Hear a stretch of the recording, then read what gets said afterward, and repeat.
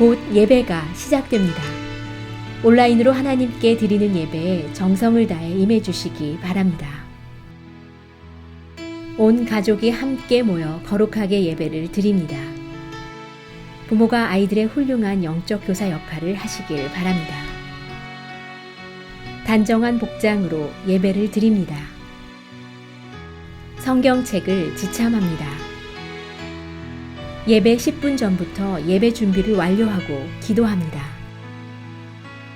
올바른 자세로 모든 순서에 정성을 다해 참여합니다. 핸드폰보다는 TV나 컴퓨터 모니터로 예배를 드립니다. 예배에 집중하여 하나님의 은혜를 기대합니다. 헌금은 정성껏 준비해서 우편으로 보내시거나 직접 교회 사무실 헌금함에 봉헌합니다.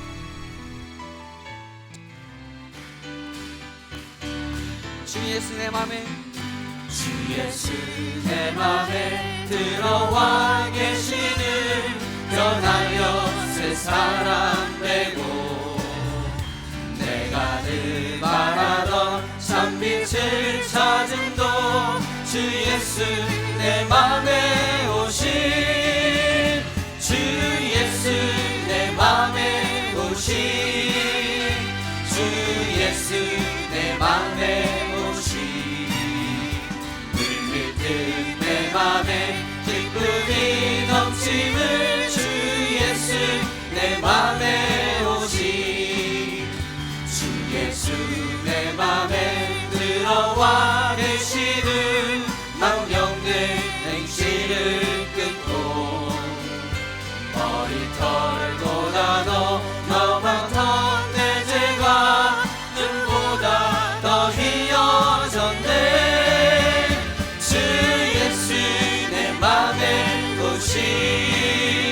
주 예수 내 맘에 오시 불빛 내 맘에 기쁨이 넘침을 주 예수 내 맘에 오시 내 맘의 소망을 든든히 가지는 주 예수 내 맘에 오시 의심의 구름이 사라져버림도 주 예수 내 맘에 오시 주 예수 내 맘에 오시 주 예수 내 맘에 오시 물들뜬 내 맘에 기쁨이 넘침을 주 예수 내 맘에 오시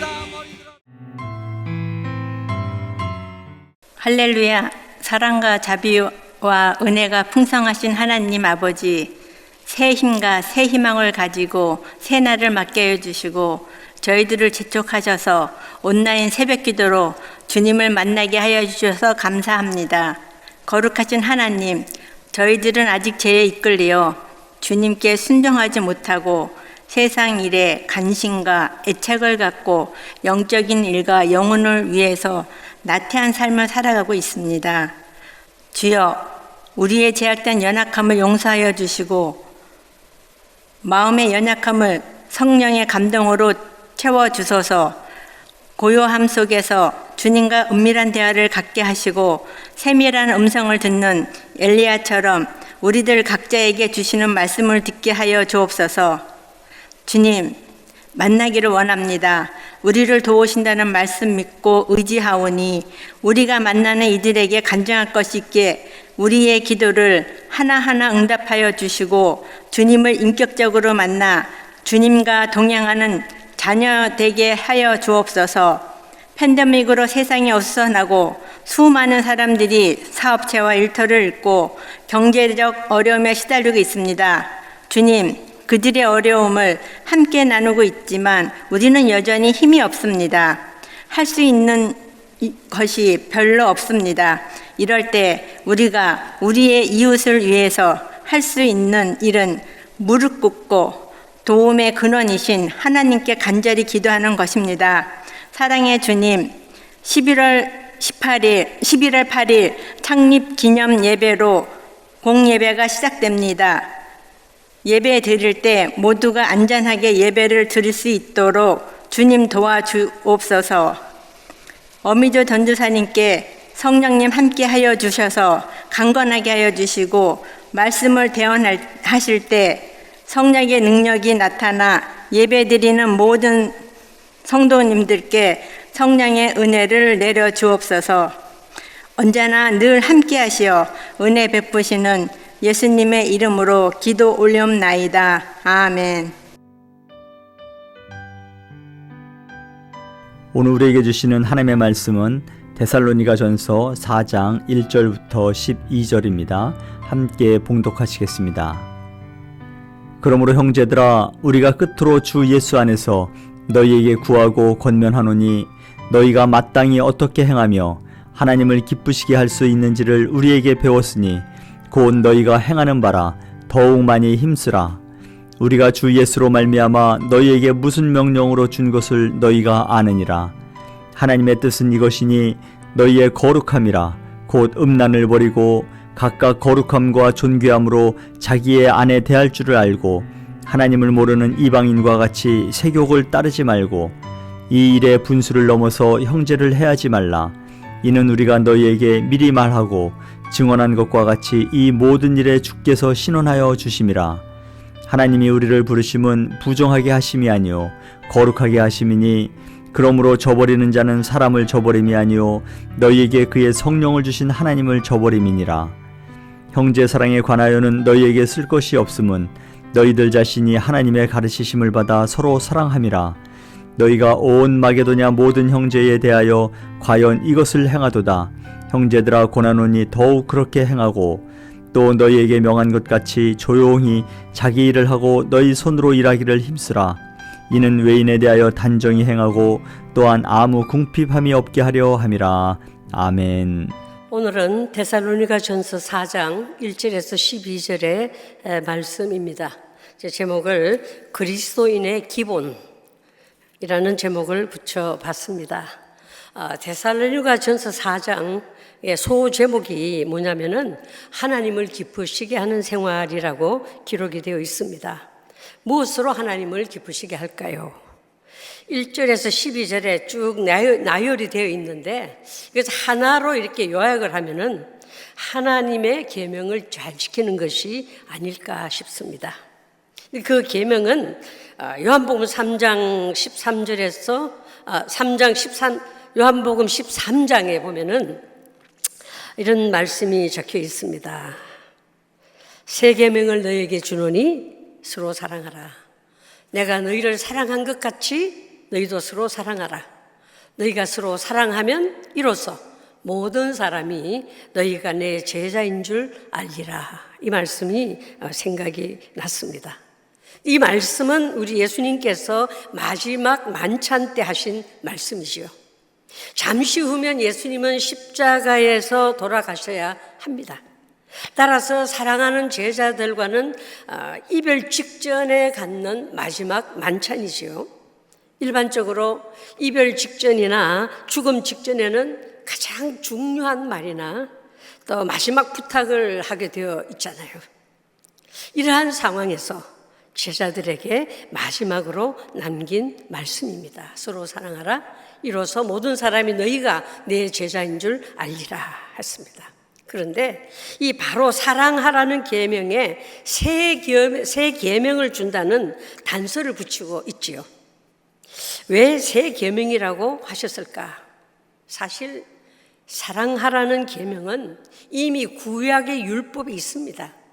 레위기 19장에 보면 원수를 갚지 말며 동포를 원망하지 말며 내 이웃 사랑하기를 내 자신과 같이 사랑하라. 나는 여호와니라. 이렇게 말을 하고 있죠. 이처럼 성경 신약 구약 전체 66권을 한데 묶어서 짜라낸다면 엑기스는 사랑이라고 하지 않습니까?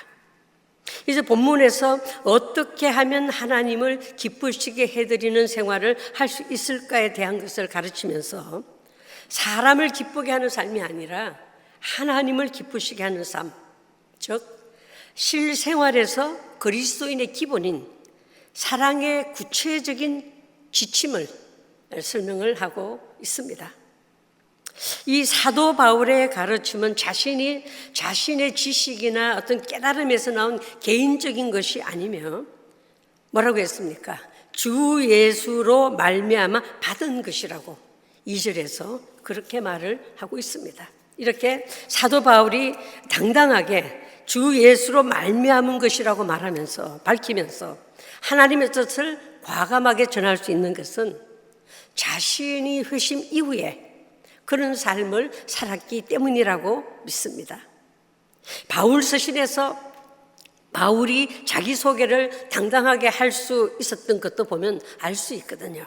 사도 바울은 항상 자신을 하나님으로부터 택정함을 입었다고 말하였고 하나님의 뜻으로 말미암아 그리스도 안에서 사도가 되었다고 말하였고 그리스도의 종, 특히 갈라디아서에서는요 자신은 사람의 뜻으로 난 것도 아니고 사람으로 말미암은 것도 아니라고 했어요.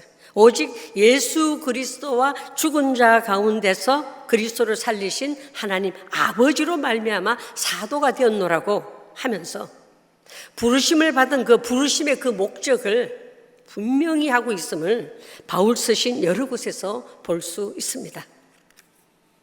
바울은 다메섹에서 회심한 이후에 줄곧 성령의 가르침과 그리스도에 대한 가르침을 받은 그 내용을 데살로니가에 있는 교인들에게 전파했지요. 그래서 회심 이후에 자신의 이전과 지금의 위치, 다시 말하면 즉 삶의 모습이 어떻게 달라져 있는지를 절실하게 깨닫고 그 자리를 철저히 지키면서 계속 표대를 향하여 그리스도 예수 안에서 하나님이 위에서 부르신 부름의 상을 향하여서 달려가고 있는 모습을 우리는 보고 있습니다. 우리들은 어떻게 부르심을 받았다고 말할 수 있을까요? 사도 바울처럼 하나님으로부터 택정함을 입었다는 확신이 있는가? 하나님의 뜻으로 말미암아 그리스도 안에서 사도가 되었다는 그런 자부심이 있는가? 우리가 어떻게 하나님으로부터 부르심을 받았는지 분명히 알고 있어야 할 줄 믿습니다.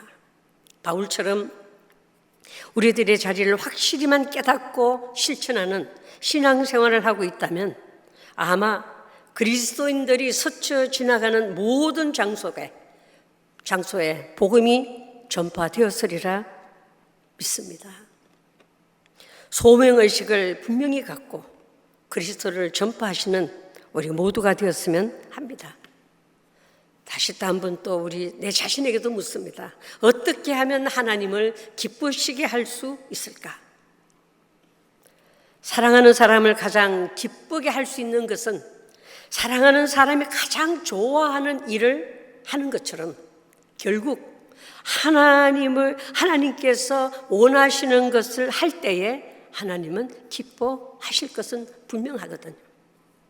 그러면 하나님이 원하시는 것은 무엇입니까? 3절에 보면은 하나님의 뜻은 이것이니 너희의 거룩함이라 했어요. 표준 세번역에는 성결하게 사는 것이라고 번역을 해놓았습니다. 거룩은 하나님의 본성이죠. 거룩하심이 하나님의 본성이기에 하나님께서는 당신의 자녀들도 당신을 닮기를 원하십니다. 여러분 자식이 자기 닮았다면 괜히 좋은 것 있지 않습니까? 좋잖아요. 비록 나의 이런 모습은 닮으면 안 되라는 부분이 있지만 그래도 자식이 자기를 닮았다면 다들 좋아합니다. 어깨가 으쓱하죠. 특히 손주들이 할아버지나 할머니 닮았다면 너무 좋지 않습니까? 제게는 외손녀가 있고 친손녀가 있습니다. 그래서 사람들이 쟤는 누굴 닮았어요? 그러면 제 대답은 항상 한 가지입니다. 아, 그래요? 외손녀는 외할머니 닮았고 친손녀는 친할머니 닮았지 누구 닮겠습니까? 무슨 말이죠? 둘 다 나 닮았다고 말하고 싶은 것인 거죠. 그러면서 내 자신을 돌아보게 됩니다. 과연 나를 닮았다고 말할 만큼 나는 당당한 나일까? 라고 내 자신을 돌아보게 되지요. 그러면서 질문이 생기는데요. 하나님은 나를 사람들에게 어떻게 소개하실까? 여러분들은 어떻게 생각하세요? 하나님은 여러분들을 어떻게 소개를 하고 계실까요? 그래서 나는 하나님은 나를 어떻게 소개하실까? 세상 사람들 향해서 이 엄전도사는 나를 닮았어라고 하실까? 기대가 크면 실망도 크다고 하던데 욕심도 한번 부려보고 싶습니다. 하나님께서도 당신의 자녀들이 당신을 닮았으면 하는 부분이 있는데 바로 거룩함이라고 오늘 본문에서 말을 하고 있습니다. 본문 3절에서 6절에 보면 거룩한 삶, 즉 성결의 삶에 대해서 말하기를 엄난을 버리고 각각 거룩함과 존귀함으로 자기의 아내를 대할 줄 알라고 합니다. 그리고 이방인처럼 세욕을 따르지 말며 형제를 해하지 말라고 합니다. 왜 거룩하게 사는 많은 조건 가운데서 바울은 엄난을 버리라고 말하고 있을까? 그 이유는 당시 헬라인들의 공통점은 성적 부도덕과 향락적인 사고방식이 만연했기 때문이라고 합니다. 그리고 바울은 마지막으로 경고하기를 이 모든 일에 주께서 신원하여 주심이라. 그렇죠? 이 모든 일에 주께서 신원하여 주심이라고 하고 있습니다.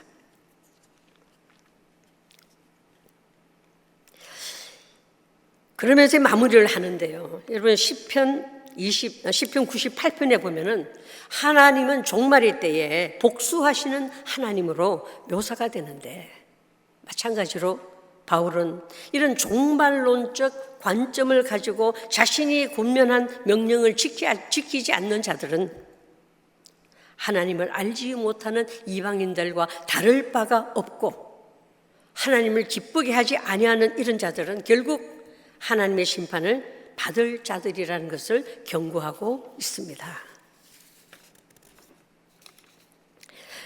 이 데살로니가 성도들이 하나님의 말씀을 잘 듣기는 했지만 아직도 과거 습성에 많이 젖어 있었던 것 같습니다. 이처럼 그리스도를 영접하고 하나님의 자녀됨의 신분은 가졌지만 아직까지 과거에 옳지 못한 그 습관에 젖어 지내는 경우가 많이 있음을 지금 사도 바울은 지적을 하고 있지요. 이런 말이 있습니다. 술 먹고 담배 피우다가 예수를 믿는 것은 이해가 되지만 예수 믿다가 술 먹고 담배 피우는 것은 이해할 수가 없다. 그렇죠? 오래전 속회주간, 아주 오래전입니다. 속회주간 수요 예배 때 일이 생각이 나요. 예수를 처음 믿기 시작한 한 교우님인데 속회주간 헌신 예배라 성경 봉독을 시켰어요. 성경 봉독을 하게 되었습니다. 성가대실에서 특송 연습을 하고 있는 그분에게 가서 성경 봉독할 본문을 제가 전해주다가 그분의 이 샷스 앞에 있는 그 포켓에 담배가 들어있는 것이 눈에 들어왔어요. 이 순간 담배를 바지 주머니에 넣으세요 라고 말해줄까 하는데 제 마음속에 그만둬라, 귀엽지 않냐 하는 소리가 들려오는 것 같았어요. 그래서 나는 그 성령님의 소리를 믿고 그냥 말을 하지 않았습니다. 쉽게 말해서 그 모습 그대로 주님 앞에 나온 거죠. 예배가 시작되었고 성경 봉독할 때나 속회원들이 나가서 특송하는 동안 저 포켓에 들어있는 담배가 떨어지면 어떡하나 싶어서 하나님 저 포켓 안에 들어있는 담배 떨어지지 않게 해주세요. 혼자 그냥 가슴 조이며 저기 앉아서 기도를 하고 있었습니다. 그러면서도 여전히 제 눈은 그 성도님이 구부리기라도 한다면 떨어지면 어떡할까? 담배 신경이 곤두세워져 있었다는 거죠. 그런데요, 제가 가슴이 뭉클한 때가 있었습니다. 예배를 마친 후였습니다. 모두 나오면서 악수를 하고 인사를 하는데 저와도 어김없이 악수를 했어요. 그런데 제 눈은 여전히 그분의 포켓으로 눈이 가죠. 그 포켓 안에 담배각이 거기 있었겠습니까? 없었겠습니까? 제 가슴이 뭉클했던 것은 없었기 때문입니다. 아마 성령님께서 제 마음에 그만둬라 귀엽지 않니 하는 음성이 들리는 순간 그분에게도 아마 그런 어떤 생각이 들어왔을 거라 생각하니까 가슴이 뭉클했던 거죠. 하나씩 고쳐가는 그분을 위해서 기도할 수밖에 없었습니다. 이처럼 예수를 믿다가 나쁜 버릇이 하나씩 고쳐지게 된다면 하나님이 원하시는 거룩한 성품에 참여하는 것이 되는 것임을 믿으시기 바랍니다. 그때 그리고 또 하나 깨달은 것이 뭐냐면은 남의 허물을 보고 급한 마음으로 내가 고쳐주려고 했던 것이 잘못이었다는 생각을 하게 됐죠. 먼저 믿었다고 훈계하거나 허물을 꼬집어 말하지 않고 그분을 위해 진심으로 기도하라는 그런 깨달음이었다는 것입니다. 우리들의 과거의 습성을 고치는 분은 우리가 아니라 성령님 뿐이시거든요. 혹시나 여러분 중에도 술이나 담배를 하신 분이 있으시다면 성령님이 하시는 소리에 민감히 귀를 기울이시면서 하나씩 고쳐나가시기를 간절히 바랍니다. 하나님께서 원하시는 것이거든요. 너희는 너희가 하나님의 성전인 것과 하나님의 성령이 너희 안에 계시는 줄 알지 못하느냐. 하나님이 우리를 부르신 목적이 거룩함임을 믿는다면 거룩한 삶에 무관심해서는 안 되겠다는 각오입니다. 그것은 거룩함에 초대한 하나님의 부르심을 헛되게 취급하고 있는 것이기 때문입니다. 그리고 바울이 데살로니가에 있는 성도들의 장점에 대해서 말하는 부분이 이제 9절부터 이제 나옵니다. 그렇죠? 교우들 간의 사랑에 대해서는 더 이상 쓸 것이 없을 정도로 잘하고 있다고 하잖아요. 특히 마게도냐에 있는 성도 형제들을 사랑한 것은 바로 하나님의 사랑을 실천한 그 예가 된다고 그들을 격려했습니다. 그리고 덧붙여서 하는 말씀이 이왕이면 더 많은 사랑을 구체적으로 베풀었으면 좋겠다라는 말을 덧붙이시죠. 사랑은 감정의 용어가 아니라 실천의 용어임을 우리가 믿습니다. 11절에 더 많은 사람의 행위를 위해서 이렇게 말을 합니다. 먼저 자기 일을 하고 자기 손으로 일하기를 힘쓰라입니다. 아마 그 당시에 교회의 도움만으로 생활하려고 하고 자신의 손으로 일하여 자기 생활을 꾸려 나가려는 의지와 성실함이 부족한 성도들이 아마 종종 있었던 것 같습니다. 여러분, 무엇을 먹을까? 무엇을 마실까? 무엇을 입을까? 염려하지 말라는 것은 아무것도 하지 말고 있다가 주면 먹고 주면 마시고 주면 입을지언정 안 주면 굶고 안 주면 입지 않고 안 주면 마시지 말라는 말이 아니지 않습니까? 우리가 하나님의 형상을 입은 자로서 주어진 임무를 다 하는 가운데 그 하는 일의 결과에 대해 미리 걱정하지 말라는 말씀일 뿐 우리가 해야 할 부분에는 먼저 충실히 하라는 말씀인 줄 믿습니다. 그리고 또 보면 조용히 하라고 했습니다. 남의 일에 간섭하지 말라는 얘기가 되겠지요. 사회에서나 교회에서나 어디에서든 남의 일에 간섭하기를 좋아하는 지나친 열성을 가진 자들이 있는데 아마 그 시대에도 그런 자들이 있었던 것 같습니다. 야고보서에서는 듣기는 속히 하고 말하기는 더디하고 성내기도 더디하라고 가르칩니다. 왜냐하면 사람의 성내는 것은 하나님의 의를 이루지 못하기 때문이다라고 말을 하죠. 여러분은 어떠세요? 말하기도 성내기도 더디 하시나요? 남의 얘기를 잘 들어주시나요?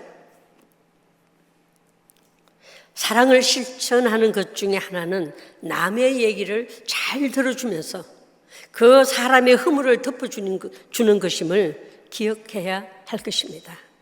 여러분, 우리 교회 그 달력 있죠? 그렇죠? 달력. 이제 벌써 11월 달인데 10월 달을 찢으면서 11월 달에 있는 선구 구절을 보니까 잠언 10장 19절의 말씀이 거기에 있습니다. 말이 많으면 허물을 면하기 어려우나 그 입술을 제어하는 자는 지혜가 있느니라. 조용히 하라는 말씀이죠.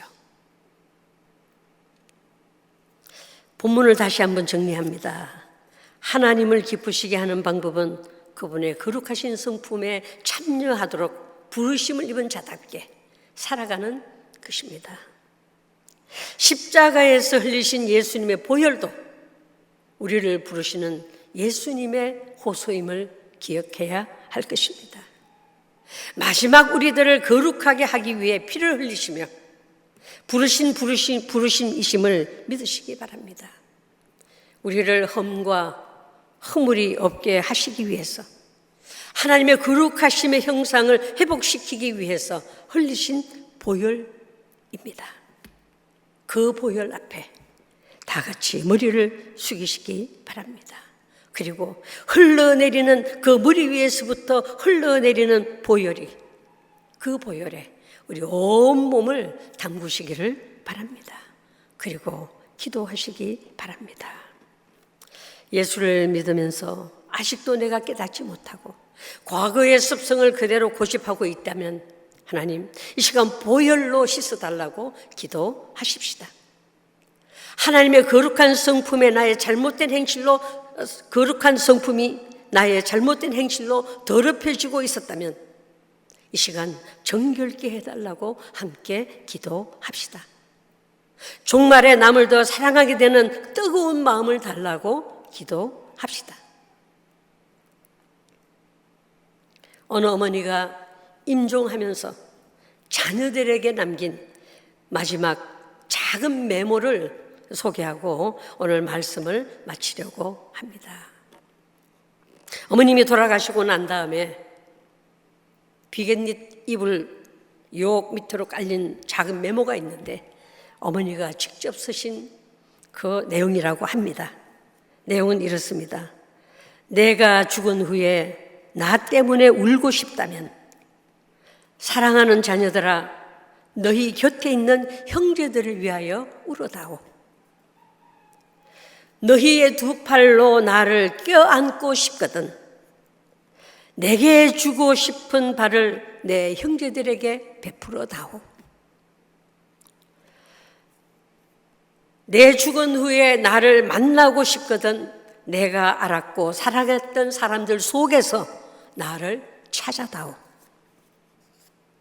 너희가 의미 없이 살 수 없다고 느끼거든 나로 하여금 너희 눈, 너희 마음, 너희 친절한 행동 속에 살게 해다오. 사랑은 죽지 않는 것. 그러므로 나를 대신해 내 사랑을 너희 이웃에게 베풀어 다오. 어느 어머니가 인종하면서 남긴 작은 메모입니다. 무엇보다 그리스도인의 기본인 사랑을 베풀므로 하나님을 기쁘시게 하는 우리 모두가 되기를 간절히 소원합니다.